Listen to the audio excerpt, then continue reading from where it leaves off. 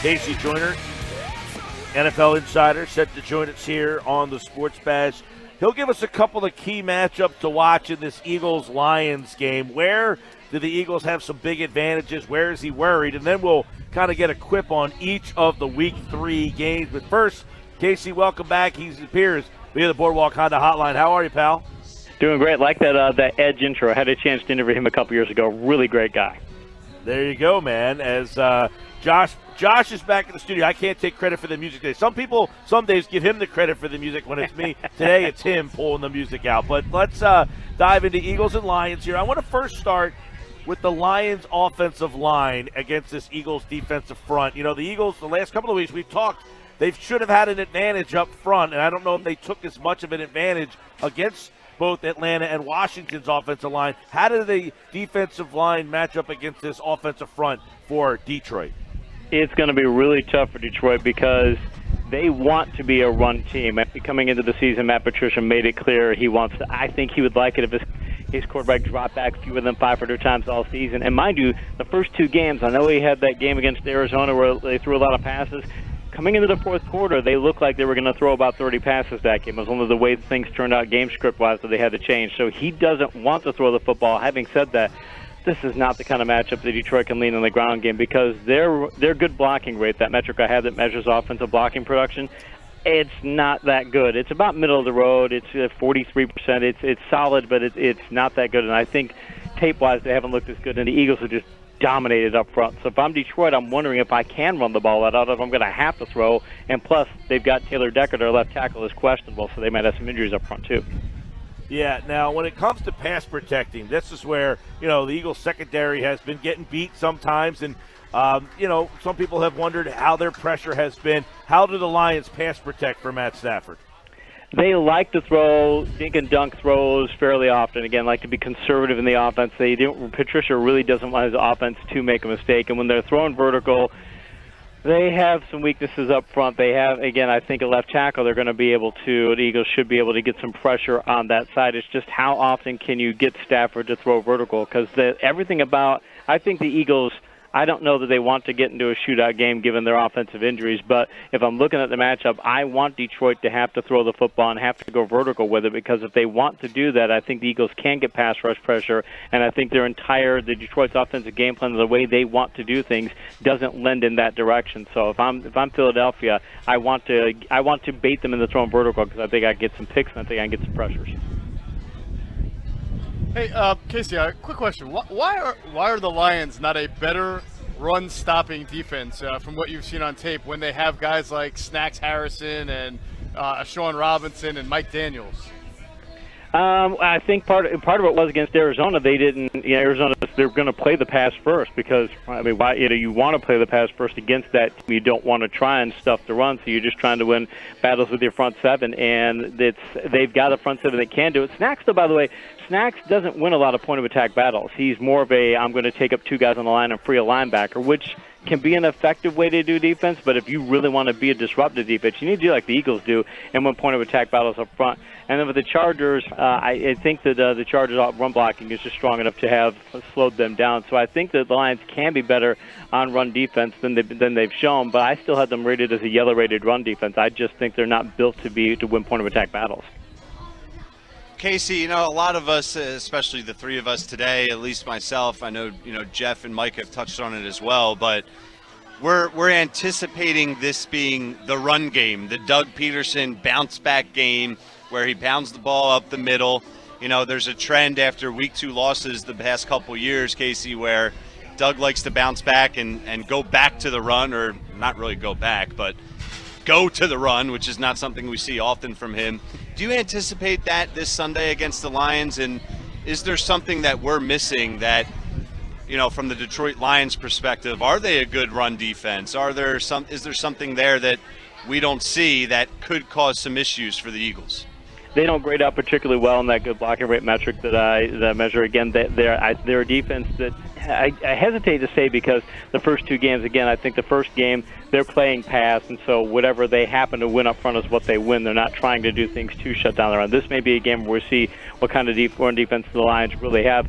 For the Eagles, though, I don't want to. If I'm them, I'd rather go against that run defense and see, besides Sayamalu, I mean, he's had a horrible season. They've been blocking pretty consistently up front. But if I'm looking at the secondary, I measure the cornerbacks. In past weeks, I've talked about how a red-rated cornerback is somebody to avoid, a yellow-rated cornerback is somebody to go that's okay, and a green-rated defensive player is somebody to go after. I had Darius Slay rated as a red-rated cornerback. I have Justin Coleman, their nickelback, rated as a red-rated cornerback. So there's 2 red-rated players and only 1 green-rated player, that being Tracy Walker, their free safety, that they could go after. So if I'm Philadelphia, I'm thinking I don't want to challenge those cornerbacks. I want to try and run the ball, go wide, because I don't want to lean on Sayamala very much because he's done a horrible job. And then I want to test Walker on occasion if I can get somebody vertical. One guy that I want to get your take on and how Detroit might be able to work him is Ertz. Because of the injuries, we've talked a lot about Ertz, and almost weekly last year I would say, hey, how's Ertz? This year, his name hasn't popped up in our conversations because they got Deshaun Jackson, they got Alshon Jeffrey, they got so many weapons. But is this a week where Ertz might be, have one of those big Zach Ertz games against this Lions defense? I'd be curious to see if Matt Patricia uses the Bill Belichick approach, because if Belichick had this defense that was coming into this contest, he'd look at it and go, I don't have to worry about the Eagles receivers. If Jeffrey plays, he's banged up, or Sega Whiteside, we have Matt Collins. None of these guys I've got to worry about, but I got to worry about Ertz. And then he'd probably say, I'm going to go take Slay and put him on Ertz, because they've got Quandre Diggs as their strong safety. He's solid, but he's not a great strong safety in my opinion. So if I'm them, I would, if I were Belichick, he would do that. He'd say, I'm going to put my best cover player on Ertz and take him out of the combination and just worry about everything else. I don't know that Patricia will do that, but if I'm him, I'm doing whatever I have to. If I got to put Coleman over there, if I got to put Darius Slay, I got to do whoever I can to take Ertz out of the contest, because if you take Ertz out of the contest, I don't think the Eagles can have that much of a passing game, Aguilar's big game last week notwithstanding. So on the flip side, looking at the Lions and their tight end, T.J. Hawkinson, Casey, he had a very good game in his debut against Arizona, and then he seemed to not be a part of the game plan at all in their win against the Chargers, which kind of surprised me. What have you seen in how they've been using him based on which opponent they're facing? That week 1 showing was due to Arizona's coverage, because Arizona did a terrible job last week in coverage, but Baker's just not. They don't do a good job at stopping its head at all. They might be the worst coverage team. In fact, you look at their metrics, they're probably the worst coverage team against tight end. So Hawkinson has talent, but that might have been more about Arizona's lack of ability to cover. I think that if you put Malcolm Jenkins on Hawkinson, I'm not too worried about it. Jesse James, though, last year, he's their backup tight end. They go to 2 tight end sets. He had great vertical and stretch vertical pass receiving numbers last year. He's a guy who can stretch the field. I haven't seen it yet. They've not really utilized him in that way. But if I'm the Lions and I want to pass more often, let's say, because I can't get the run, about trying to get Jesse James out there. Casey, where is the one big mismatch in this game that maybe decides it? I think it is the Eagles' ability to stop the run and the Lions being banged up front. I don't think the Lions will be able to run the football. I literally think that decision will be taken out of their hands, because they will not be able to win enough point-of-attack battles. And if they can't do that, then they have to be pass first. And if they're pass first, if you're Philadelphia and you know that they've got to lean on the pass, set up traps, do things to take away vertical passing, because as good as their receivers can be, I just think it's not in that team's DNA to lean on the pass. If I'm Philadelphia and I think I can win that area, I think it really makes a one-dimensional game that favors the Eagles. All right, we'll get Casey's take and pick on that game coming up in just a minute. But first, let's look at all the Week 3 action and dive in and get a quick thought on each game from KC Joyner right here on the Sports Bash. All right, Cincinnati traveling to Buffalo. Buffalo has 2 road wins. They're perfect. Now they get to come home. Cincinnati got blown out last week at home. So can the Bills get to 3-0? The Bills should get to 3-0. Cincinnati has 3 more injuries on their already banged offensive line. They're going to be signing street players here pretty soon. They literally are that banged up front. That's why Joe Mixon's not getting anything done this year, and Buffalo's got a strong enough defense. They could stop Cincy even if they were strong enough. So Buffalo's in that one. Not much to say on Dallas and Miami, but Josh Rosen's going to get the start for the Dolphins. But I guess we're going to see another big offensive output by the Cowboys. I have said this consistently over the past week that the way the Dolphins are tanking, I literally think the commissioners should step in and tell them, you can't keep doing this. If you keep tanking, it makes the league look terrible. We're not the NBA. We don't tank. We don't do those sorts of things. You guys have to start trying harder to win. I'm serious about that. I think commissioners should at some point step in if the Dolphins keep doing what they're doing. Well, come on. They just made a quarterback change. They're trying. I'll give them 1 week of reprieve on that. trying to get him killed. Yeah, right. Denver is traveling to Green Bay. The Packers, Denver's played really good defense, but not enough people talking about the Packers defense. So does Green Bay get to 3-0? Packers have been really good. I still am not sold on Denver's defense. I know they looked great against Chicago last week, but Chicago's offense, they're not the worst in the league because that's Miami, but they're pretty darn close. I think that Green Bay is actually going to be able to get a lot of things done against this defense. So even though they're traveling, even though they're facing what should be a tough team, I mean, Denver's got to go to Green Bay, and I just think Green Bay, I think it's going to be the breakout game for Rodgers and company. I think they put up 30 and win. All right, Atlanta heading to Indianapolis. The Colts are, coming off a win on the road last week. Atlanta beat Philly. So this one's kind of interesting because the winner of this game puts themselves in a good spot in their respective division. They absolutely do. The Colts have a problem because Marlon Mack is banged up. They say he's going to play, but he is banged up. They've got a really good offensive line. If they had to go to Nyheim Hines or Jordan Wilkins, that would be okay, but they're just not going to be as productive without Mack.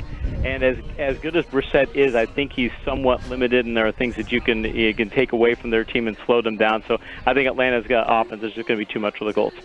This might be the game of the week. Lamar Jackson, Patrick Mahomes, Baltimore defense haven't been challenged a lot. Kansas City, big step up in competition, and Kansas City at home for the first time all year. Kansas City, and they painted their end zones like the 1960 AFL team. It's a fantastic look for them. It's an old school thing. I think the Chiefs, that offense, I mean, with the receivers they have, imagine what's going to happen in that offense when Tyreek Hill comes back. But with everybody they have, Mecole Harbin's there 3, and he's hitting big plays. And Baltimore's got a good defense, but I don't think anybody's capable of stopping Kansas City right now. And I think Baltimore, as good as their offense has played, I think that Kansas City's defense is going to be good enough to get the win. The Raiders on the road. Minnesota likes to run it, but they got a lot of weapons. The Raiders fought hard. They got up 10-0, and then they kind of fell apart last week. Can they go on the road and beat the Vikings?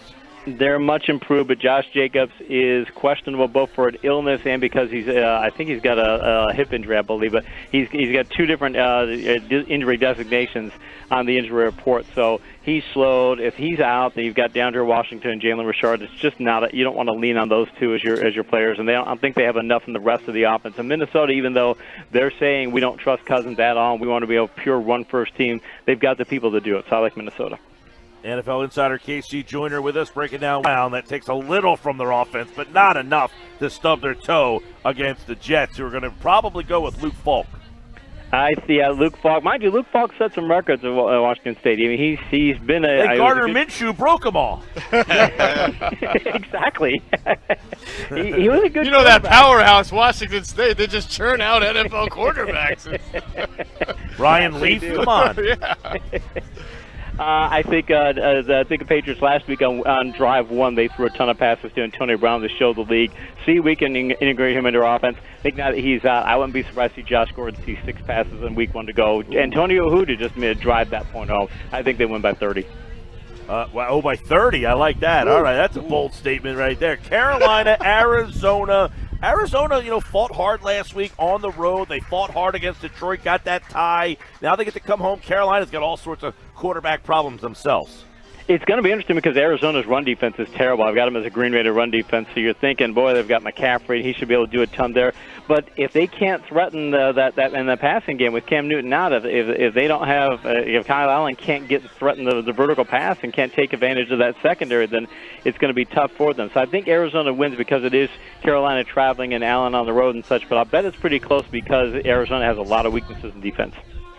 All right, let's go to New York and Tampa. New York's making a quarterback change there. Tampa is coming off a Thursday night win, a little bit more rest. Week 3 of Arians now, so Jameis Winston against Daniel Jones should be a very interesting quarterback matchup there. Does Winston take that step? How does Jones look? How do you see that one going down in Tampa? Winston's been throwing a lot to Chris Godwin because Mike Evans has been banged up and he was battling an illness last time. He's at 10 days of rest now. He should be at full speed. If the Bucs right now, because people are, especially fantasy managers, are flipping out, oh my gosh, the Bucs players are doing terrible and it's killing my fantasy team. I think that this is the week that Tampa turns things around offensively, and you're going to see the Arians-Winston combination, Arians-Winston-Evans combination really take off. I think it'll happen, and I think Tampa's going to win. But if it doesn't happen, this will be the time when it is to worry, because that Giants defense is one that the Bucs should be able to take advantage of. Now, a lot of people like New England and Kansas City in the AFC, but if there was a 3rd and 4 team, they might be Houston and the Chargers. They face off in Los Angeles. The Chargers are coming off of a loss in Detroit that I don't know. I think people were pretty surprised by. They squeaked out in Week 1. Houston squeaked by Jacksonville. So how do you see this one? I had actually picked Detroit over the Chargers because the Chargers' secondary was banged up, and I didn't think they would travel very well. But they're at home, and that's going to be a big plus for them. Eckler and Jackson, in fact, it's not even Eckler and Jackson anymore. It's just Eckler. He's made them forget about Melvin Gordon. They don't need to pay attention to all of that holdout and things. But Houston is not hitting the big plays like they should. Houston ought to be able to take advantage of these matchups here because the Chargers secondary is still banged up. But as bad as they've been pass blocking and as good as the Chargers pass rush can be, I'm still picking LA in that one. All right, Pittsburgh, San Francisco. San Francisco, 2 road wins. Now they come home. Pittsburgh, 2 losses. They could be 0-3, and San Francisco could be 3-0. What kind of world are we living in? It's crazy. Mason Rudolph, though, by the way, he looked good in the second half. He got a little bit of the jitters at first, and that interception off of that drop pass sure didn't help. But I think that the Steelers' offense is going to be better eventually, and I think that Mason Rudolph is going to not make people forget Roethlisberger, but he's going to make them a competitive team the rest of the way. But San Francisco right now, their defense is playing well. Right now, their offense is superb. People are forgetting how good Garoppolo was in New England, how good he started to be in San Francisco, and they've got a 3-headed backfield right now with Coleman out. They got Breida, Mostert, and Jeff Wilson, got all of them who can do things in the backfield. It's a really deep offense. I think Pittsburgh can't handle it. All right, this game lost a little luster with Breeze being out, but the Saints now, if they want to stick in this, they got to travel to Seattle. Seattle looked good last week getting a road win in Pittsburgh. Their offense did anyway. They gave up a lot of points, but they have a chance to get to 3-0 by beating the Saints. Seattle secondary has some issues, and if this were Breeze traveling up there, I would think that New Orleans could pull off the win, the tough road win. But when Sean Payton was asked about Bridgewater and was asked about the Taysom Hill, they were saying, hey, Taysom Hill is not going to be able to play very much, and he basically said, well, Bridgewater might not be our backup quarterback. He's already saying Bridgewater might not be the back, and then might go Taysom Hill. That's scary for the Saints to think, okay, we don't even have that much trust in Bridgewater. That one game where he had to come in against the tough Rams defense, and you're already throwing in the towel. I'm worried about the Saints for that reason, and I take Seattle on that one. All right, big one on Sunday night, Rams and Browns. A lot of expectations in Cleveland, obviously high expectations in L.A., and the Rams have to travel on the road. This one should be a fun Sunday night matchup.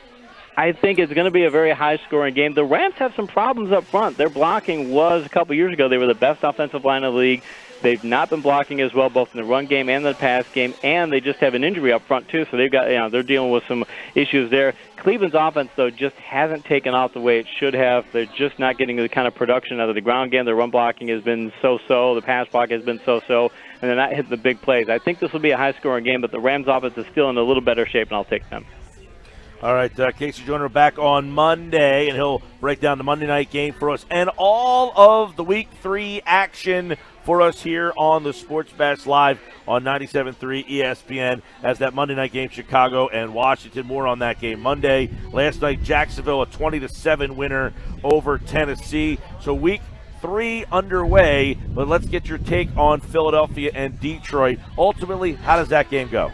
I think Philadelphia, with all the passing game issues, it's still a problem for them. But if Philadelphia needs to lean on their ground game, again, and Seumalo, I keep saying that he's a big problem for them. But if they can take care of that, and that's a problem I think they can resolve. If they can do that, they can still run the ball. I think Detroit doesn't have the option to be able to run the ball. They can only be a pass-first team. So since Philly will be able to do both things, pass and run to some extent, and Detroit can only pass, I like Philadelphia in this one. All right, KC Joyner back on Monday here on the Sports Bash 97.3 ESPN with all recap of Week 3. Have a great weekend, man. Appreciate you, Jim.